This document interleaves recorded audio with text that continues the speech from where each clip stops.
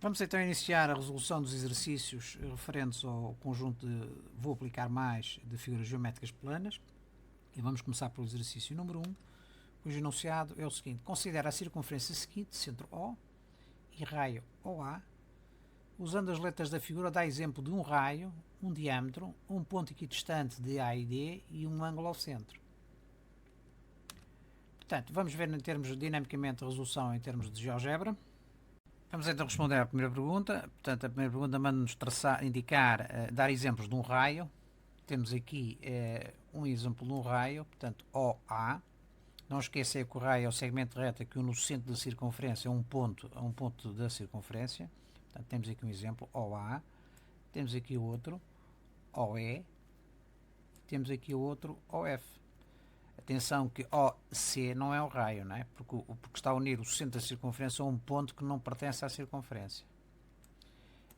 Agora, a segunda questão, dar um exemplo de um diâmetro. Temos, por exemplo, aqui o diâmetro AE, é o único que existe aqui. Atenção que FC não é um diâmetro. O diâmetro, por definição, é um segmento de reta cujos extremos são dois pontos da circunferência e que contém o centro. Neste caso temos este segmento de reta CF, contém o centro, tem um ponto que pertence à circunferência, mas o segundo extremo já não pertence à circunferência, portanto não é um diâmetro. A terceira questão, um ponto equidistante do ponto AD, o ponto A e o ponto D, são pontos da circunferência. Nós sabemos que os pontos equidistantes de dois pontos da circunferência é apenas um ponto, o centro da circunferência, não é? Temos aqui, o ponto A, não é? Vamos ver, por exemplo, pontos equidistantes do ponto B. Qual é o ponto equidistante do ponto B? É este o problema. É o ponto B', né? No fundo, o ponto B' é o extremo do segmento do diâmetro, ou segmento de reta, que contém o centro e contém o respectivo ponto B. Portanto, é o ponto B'. Qual é o ponto equidistante do ponto D? É exatamente o diâmetro que contém o ponto D, é a interseção desse diâmetro com a circunferência, no outro extremo, é o ponto D'. Qual é o ponto equidistante do ponto F? É exatamente o ponto F'. Portanto, está no diâmetro, é o extremo do diâmetro que contém o ponto F e contém o centro da circunferência. Finalmente, vamos ver a última questão, dar um exemplo de um ângulo ao centro. Temos aqui vários exemplos. Por exemplo, temos o ângulo FOA, né? é reto, é 90 graus. Temos, por exemplo, o ângulo EOF, também é 90 graus. E temos, por exemplo, o ângulo EOA, que é 180. Em termos de ângulo ao centro é este. Claro que com pontos podemos definir outros, por exemplo, que não estão aqui definidos. Um ângulo ao centro, por exemplo, o ângulo DOB é um ângulo ao centro, não é? É um ângulo maior que 180 graus, mas é um ângulo ao centro também, não é? Pode ser definido.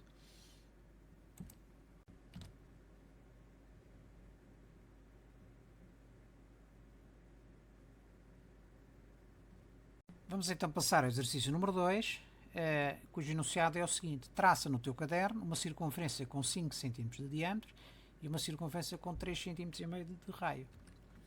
Portanto, o que nos é pedido aqui é para desenhar, portanto, duas circunferências, uma em função do seu diâmetro e outra em função do seu raio. Em termos de construção geométrica, como é que nós construímos uma circunferência a partir do seu diâmetro? Portanto, em primeiro lugar, traçamos o segmento de reta com o comprimento relativo ao diâmetro. Vamos supor, traçamos este segmento aqui. Depois marcamos o ponto médio, não é?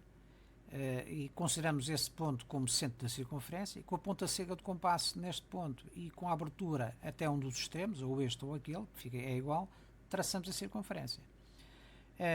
Para traçar a circunferência com base no raio, é escolher o centro, não é? O centro da circunferência, fazer a abertura do compasso de acordo com o raio e traçar a circunferência. Vamos ver então, em termos de GeoGebra, a resolução deste problema. Neste segundo problema, pedem-nos para traçar uma circunferência dado o seu diâmetro e, em segundo caso, uma circunferência dado o seu raio. Portanto, temos aqui um seletor que define a circunferência em função do diâmetro, não é? Cá está, por exemplo, diâmetro igual a 5, cá está, diâmetro igual a 5. Claro que o raio, que é metade, é 2,5, não é? O raio pode ser definido por um destes segmentos, é 2,5. Aqui à direita já temos uma circunferência que é definida em função do raio. Se nós temos aqui o raio 4,5, temos aqui o raio 4,5. O diâmetro é o dobro, é 4,5 vezes 2, 9, não é? No nosso caso, pede-nos para traçar uma circunferência de diâmetro 5, cá está, 5. O diâmetro é 5, o raio é 2,5. E o segundo caso é uma circunferência de raio de 3,5. Portanto, vamos procurar aqui o 3,5, cá está. 3,5 significa que o diâmetro é 7, é o dobro.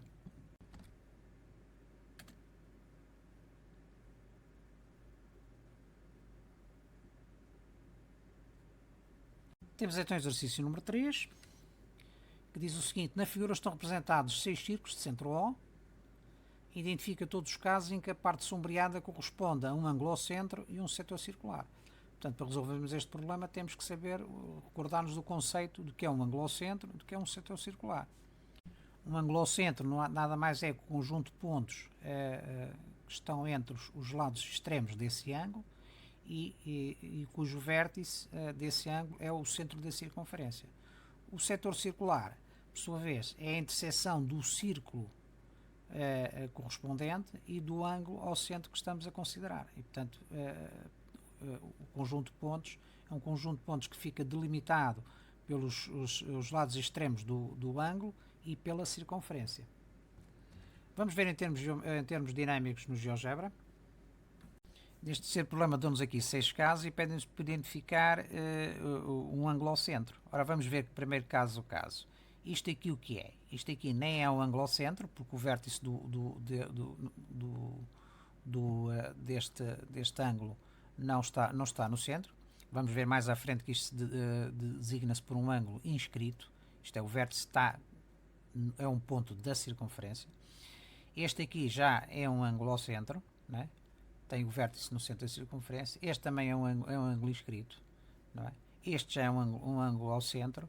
Este aqui também é um ângulo inscrito e este também é um ângulo ao centro. Mas vamos ver então o conjunto. A primeira pergunta é a seguinte: identificar ângulos ao centro. É o B, o D e o F, são ângulos ao centro, não é? Reparemos que quando estamos a representar um ângulo, os lados do ângulo tanto podem terminar na circunferência como podem intersetar e passar para fora da circunferência. De qualquer modo, nós temos aqui um ângulo, não é? E portanto aqui temos um ângulo que pode variar a sua amplitude, não é? Como nós vemos aqui, não é? Aqui também, este ângulo também pode variar a sua amplitude. E aqui este ângulo é de 180 graus, também pode variar a sua amplitude. Portanto, é particular, não é? No segundo caso, mandam-nos identificar setores circulares. O setor circular, então neste caso, pode confundir-se com um ângulo ao centro, mas as suas extremidades têm que terminar na circunferência, não é? Porque ela resulta de uma interseção do círculo com o ângulo ao centro. E, portanto, não existe nenhum ponto para o exterior do círculo, não é? Portanto, este é um setor circular e este também é um setor circular. A terceira situação são os tais 3 casos que nós identificamos como vamos ver mais à frente, como ângulos inscritos. Nem são setores circulares, nem são ângulos ao centro, não é? Portanto, como vemos, os vértices destes ângulos são pontos que pertencem à circunferência, não é? Podem ver, eles pertencem à circunferência. E aqui também. Certo?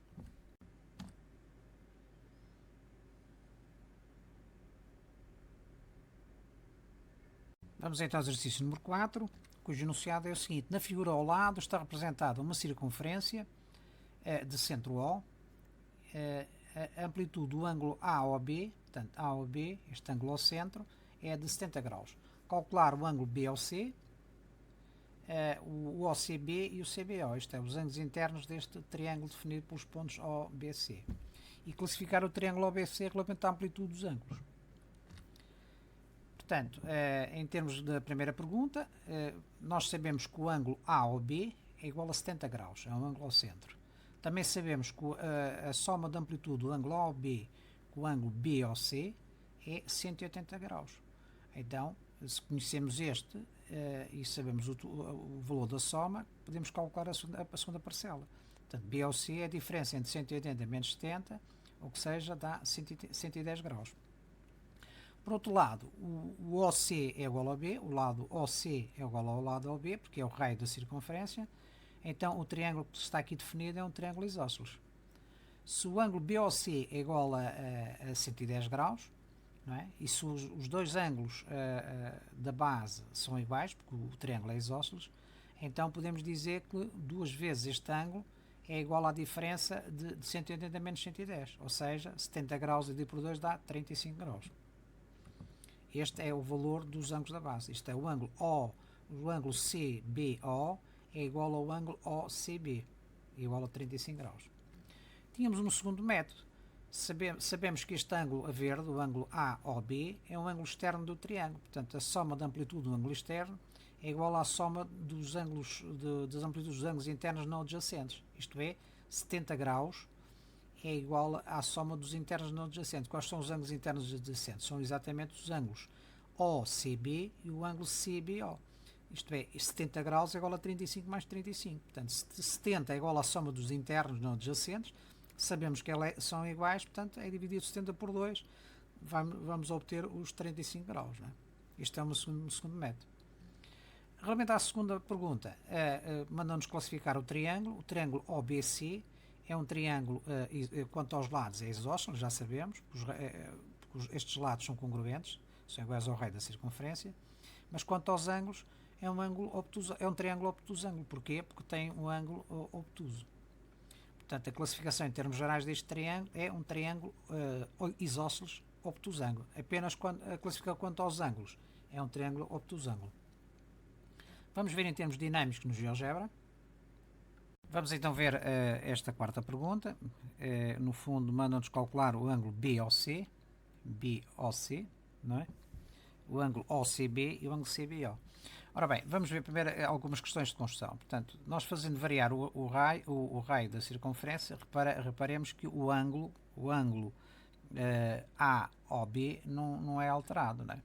Portanto, primeira questão, não é? Segunda questão, podemos fazer variar este ângulo. No nosso caso, este ângulo vale 70 graus, não é? Portanto, 70 graus. Portanto, nós sabemos que se o ângulo AOB tem de amplitude 70 graus, então o ângulo BOC vai ser o diferencial para 180, não é? Isto é, vai ser 110. Reparemos que se fizermos variar, por exemplo, o ângulo a verde, o ângulo AOB, 44, o azul também varia, é o diferencial para 180, não é? Vemos aqui, no nosso caso, já sabemos que é 70 graus, não é? Portanto, 70 graus. Portanto, é 110, o ângulo BOC. Para além deste ângulo, pede-nos para calcular o ângulo OCB e COB, isto é, o ângulo referente a este triângulo, os ângulos referentes a este triângulo. Como nós sabemos, este triângulo, o triângulo OBC, é um triângulo isósceles. Isósceles porquê? Porque estes dois lados são iguais à circunferência. Reparem, raio 7, por exemplo, 6,5. Temos 6,5 e 6,5. Se variarmos para 4,5, temos 4,5, como veem. Portanto, é um triângulo isósceles. Portanto, significa que os ângulos da base são iguais. Não é? Se este vale 110, os outros dois, a soma dos outros dois é a diferença para 180. Isto é, 180 menos 110 dá 70. 70 a dividir por 2 dá 35. Por isso é que estes ângulos valem 35. Claro que estes ângulos só variam quando variam aquele. Não tem nada a ver com... Não variam em função do raio.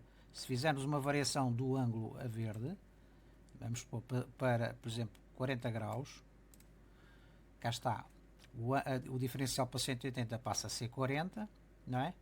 E, portanto, os ângulos da base também variam, porque vai ser o diferencial de 140 para 180. Dá 40 dividido por 2 dá 20. Portanto, à medida que este ângulo aumenta, né, o triângulo diminui de altura. Né? Se aumentarmos o triângulo, o ângulo em O, não é? Do triângulo, por exemplo, no caso de ser 90 graus significa que 90 para 180 são 90, a dividir por 2 dá 45 na base. Não é? Os ângulos da base são sempre iguais a 45. No nosso caso, como o ângulo alfa, o ângulo AOB é 70, não é? Vamos pôr nos 70 outra vez. O ângulo BOC vale 110, é um ângulo obtuso. Logo, este triângulo, além de ser isósceles, relativamente aos lados, classificado aos lados, eles pedem-nos uma classificação quanto aos ângulos. Neste caso, como tem um ângulo obtuso, é um triângulo obtusângulo. Mais completa, a qualificação de triângulo seria um triângulo isósceles obtusângulo.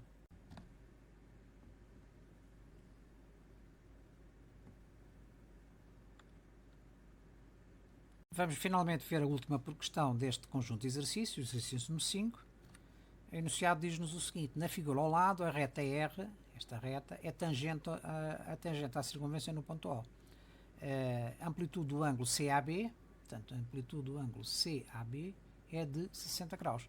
Determinar a amplitude do ângulo em A, este ângulo ao centro, portanto, o ângulo AOB, e mostrar como chegaste à tua resposta.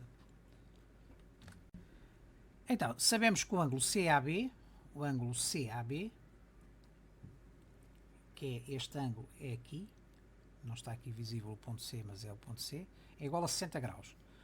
O ângulo DAO, sabemos que é um ângulo 90 graus, porquê? Porque a reta R faz com o ângulo, este raio, no ponto A, um ângulo de 90 graus, portanto, são perpendiculares. Esta reta é perpendicular ao raio, que é tangente.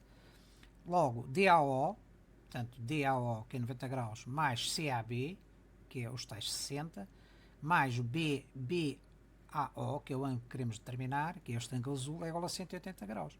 Portanto, substituindo nesta equação e resolvendo em ordem BAO, obtemos BAO é igual a 180 menos 150, que é 90 mais 60, ou seja, BAO é igual a 30 graus.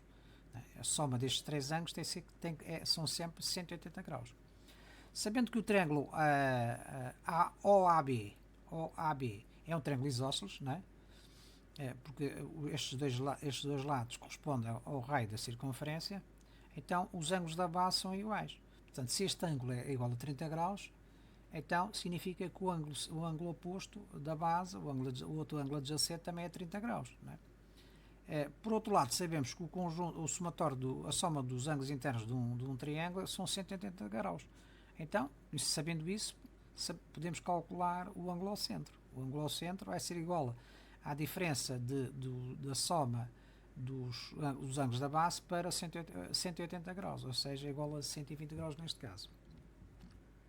Vamos ver então dinamicamente no GeoGebra este problema. Neste último problema, no 5, pedem-nos para calcular a medida de amplitude do ângulo em A. Este ângulo é verde.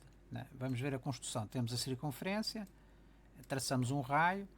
Neste raio, relativamente ao ponto A, fazemos passar uma tangente à circunferência. Se é uma tangente, significa que o ponto de interseção da reta com a circunferência é apenas o ponto A, o pé desta perpendicular. Logo, o ângulo entre esta reta e o raio é 90 graus. Depois, podemos traçar o triângulo, neste caso. Sabemos que o ângulo é 60 graus. Se este ângulo é 60 graus, quanto é que vale este ângulo aqui? O ângulo BAO. Vale a diferença de 180 retirando os 90 mais os 60. Isto é, vale quanto? 30 graus. Não é? Se fizermos variar este ângulo alfa, reparem, não é assim? O somatório destes três ângulos é sempre 180. No nosso caso, como temos 60, portanto, este ângulo BAO vale 30 graus. Nós sabemos sempre, não esquecer sempre, que um ângulo ao centro define, com os pontos que interseta com a circunferência e com o centro, define sempre um triângulo isósceles. Se define sempre um triângulo isósceles, significa que os ângulos da base são sempre iguais. Se este vale 30, o oposto também vale 30. E quanto é que vale este? Nós sabemos que o somatório dos ângulos internos de um triângulo vale 180. Portanto, 180 menos 2 vezes 30, que é 60, dá-nos quanto? Dá-nos 120. Não é? Portanto, como já vimos, fazendo variar este ângulo laranja, não é? Os outros ângulos também variam, não é? Não é assim? Se for 30 graus, significa que 30 mais 90 são 120, para 180 são 60. Estamos perante um triângulo sempre isósceles, não é? neste caso 60-60, e o ângulo ocente vale 60. Neste caso particular, quando os ângulos da base são 60 graus, não é? O terceiro ângulo também vale 60. Então, nós neste caso estamos perante um triângulo que não é só apenas isósceles, é equilátero. Isto tem os três lados iguais. Não é? Isto porquê? Porque os três ângulos são iguais. É o caso particular. Portanto, o ângulo ocente define sempre um ângulo isósceles, não é? Mas quando quando os ângulos da base valem 60 graus, significa que o terceiro ângulo também vale 60. E neste caso, entramos num caso particular de triângulo, que é o triângulo equilátero. Portanto, é preciso ter muita atenção a este caso particular.